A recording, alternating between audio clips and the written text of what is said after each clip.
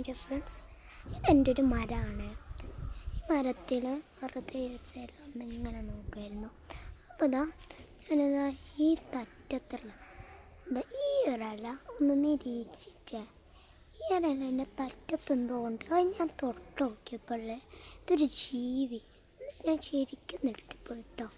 ശരിക്കും നെട്ടിപ്പോയി. എന്നെ ശരിക്കും ഷോർട്സിലൊക്കെ ഞാനെപ്പോഴും കാണാറുണ്ട് ഒരു ജീവി അങ്ങനത്തെ ഒക്കെ.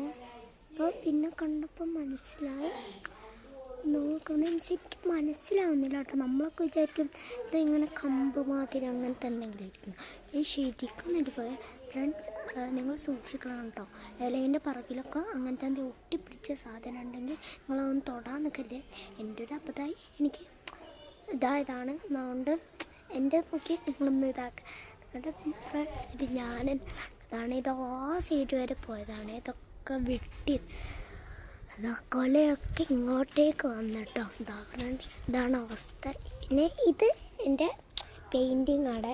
എന്തൊക്കെയോ ആർട്ടിഫിഷ്യൽസ് ചെയ്തതിൻ്റെ പെയിൻറ്റിങ് ആണ്. ഇത് ശരിക്കും ഇതാ ഫ്രണ്ട്സ്, നോക്കിക്കോ അങ്ങോട്ട് നോക്കിക്കോ. എനിക്ക് പേടിയാട്ടോ കൈയൊക്കെ തൊടാൻ. ഇതൊരു പേടിയാണ്.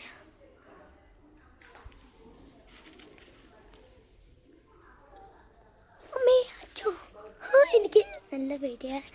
നിങ്ങൾ ഇങ്ങനത്തെ അങ്ങനെ ഡിഫറെൻ്റായ ജീവികളൊക്കെ കാണുകയാണെങ്കിൽ കമൻറ്റിൽ അറിയിക്കണം കേട്ടോ. പിന്നെ ബാക്കിയുള്ള അല്ലയൊന്നും അത്ര കുഴപ്പമില്ല കേട്ടോ.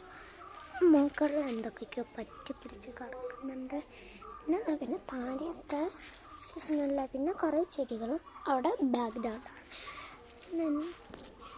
ഇപ്പോൾ പോയിട്ടോ എനിക്ക് തൊടാൻ പേടിയാണ്. അതുകൊണ്ടാണ് ഞാൻ അങ്ങോട്ട് ശരിക്കും ഞാൻ നെറ്റിപ്പോയി. വെറുതെ തൊട്ട് നോക്കിയിട്ടോ ഞാൻ ഇതായില്ല. പിന്നെന്താ മേകളിലൊക്കെ ഉണ്ടോ അറിയില്ല. ആ സൈഡിലൊക്കെ വേറൊരു കളറായിട്ടുള്ള ഇലയൊക്കെ ഉണ്ട്. എനിക്ക് മതിലിൻ്റെ മേലെ കയറേണ്ടി ഫ്രണ്ട്സ്, മതിലിൻ്റെ മേലെ കയറേണ്ടി വരുവേ. ഇനി കുറേ ഉണ്ട് കേട്ടോ. തെങ്ങ് അങ്ങനത്തെ കുറേ കാര്യങ്ങളുണ്ട് നമ്മുടെ വീട്ടിൻ്റെ അടുത്ത് കേട്ടോ. നമുക്ക് ഓരോ വീട്ടിലുള്ള കുറേ കലാകാരൻ. നമ്മളെ വീട്ടിലത് ഇത്രയൊക്കെയാണേ ഉള്ളൂ. വീട്ടിലതാ പിന്നെ ബാക്ക്ഗ്രൗണ്ടിലാണ് ചെടികളും പൂക്കളൊക്കെ ഉണ്ട്. ആ സൈഡിലും നല്ല രസമാണ്. നമ്മുടെ ഇവിടെ സ്വദേശമായിട്ട് കൽപ്പറ്റയാണ് വരുന്നത്. അപ്പം ഞാൻ അടുത്ത വീഡിയോ കാണാം. Tata bye. എല്ലാവരും ലൈക്കും സബ്സ്ക്രൈബും ചെയ്യുമെന്ന് ഞാൻ വിചാരിക്കുന്നു.